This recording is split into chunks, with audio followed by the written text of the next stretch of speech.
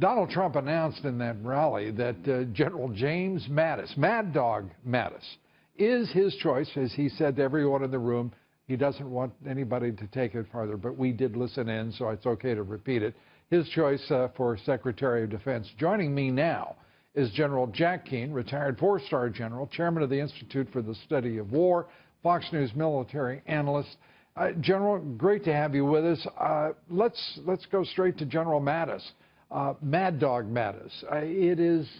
Give us your sense of him and what you expect of him as Secretary of Defense. We should caution that there is a caveat. That he has to get a waiver from Congress for 7 years because he was not 7 years distant from his retirement. But that should be no problem. What do you think? And he also has to be confirmed. Right. Right. So, well, first of all, it is a great pick. I had the privilege to make a strong recommendation to President-elect Trump myself about the qualities that General Mattis has, and what the American people are getting here is a proven, experienced combat war veteran of Iraq and Afghanistan, commanded Central Command, and for our viewers who may not understand, that is a combatant command in the United States military that oversees the Middle East, South Asia, and Iran. In other words, the most dangerous, volatile neighborhood in the entire world. He met routinely with heads of state, foreign ministers, defense ministers. He's got a great reputation inside the military as being very smart, thoughtful, contemplative, at times a closet intellectual. But when he's in front of troops, he's definitely in charge, and that's how he got the name Mad Dog. He is certainly Patton-esque, at least in his rhetoric when talking to troops. He's also, there's a certain sensibility about him in terms of his cerebral nature, which is part of his makeup, that harkens back to George Marshall, who, do you see as much Marshall in him as you do Patton? Well, actually, there's a combination of both. When he's around the troops, he's like George Patton. And when he's going about his duties as a general officer and helping to formulate policy, strategy, oversee campaigns, he's much like George Marshall. And when he's interacting with other dignitaries, heads of state, foreign ministers, that's what he's like. So he's Jim Mattis, and that's the beauty of it. He's his own individual, and the country is going to benefit from this appointment greatly. You know, and I have not heard a single person, and you are the first general who I've talked to actually about Mattis himself. But I will tell you, amongst the civilians, and many of them savants and gurus who spend a lot of time on television, even they were excited with General Mattis. And I don't remember seeing this kind of excitement about appointments to the cabinet. I just don't remember it going back, 30 years.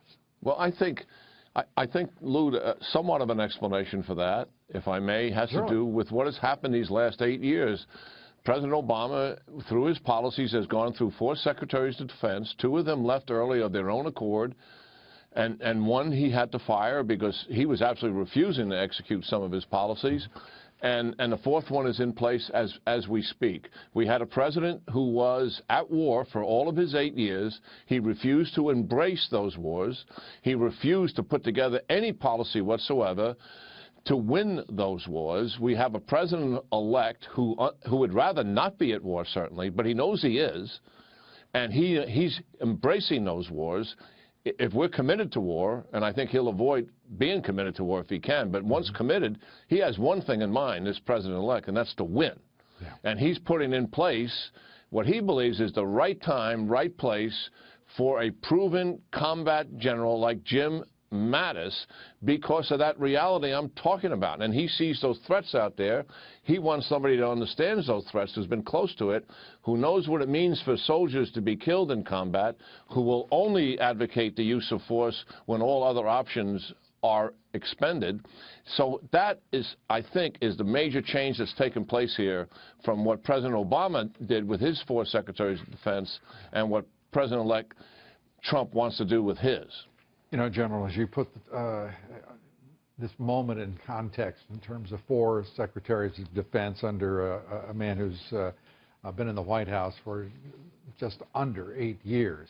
It is truly remarkable. And the number of policies and the initiatives taken by this president that are not clearly, certainly in any way, aligned with what one would perceive to be the national interest. It is just a remarkable period of time in our history in which many cannot understand everything from the budget to the choices made, whether it's Iran, whether it's Iraq, the war on radical Islamist terror, which, by the way, he won't even use the words radical Islamist, a context much needed, and I appreciate you for providing it.